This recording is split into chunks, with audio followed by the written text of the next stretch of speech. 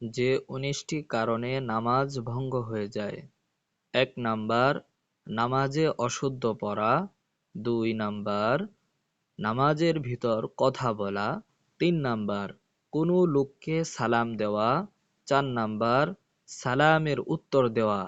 ৫ number, উহ আহ শব্দ করা। ৬ number, বিনা উজুরে কাশি দেওয়া। ৭ নাম্বার, আমলে কাসির করা। ৮ নাম্বার, বিপদে কি বেদনায় শব্দ করিয়া কাঁদা। ৯ নাম্বার, ৩ তাসবিহ পরিমাণ সময় সতর খুলিয়া থাকা। ১০ নাম্বার, মুক্তাদি ব্যতীত অপর ব্যক্তির লুকমা লওয়া। ১১ নাম্বার, সুসংবাদ ও দুঃসংবাদের উত্তর দেওয়া। ১২ নাম্বার, নাপাক জায়গায় সিজদা করা।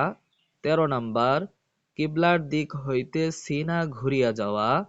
১৪ নাম্বার, নামাজে কুরআন শরীফ দেখিয়া পড়া। ১৫ নাম্বার, নামাজে শব্দ করিয়া হাসা। ১৬ নাম্বার, নামাজে দুনিয়াবি কোনো কিছু প্রার্থনা করা। ১৭ নাম্বার, হাঁচির উত্তর দেওয়া।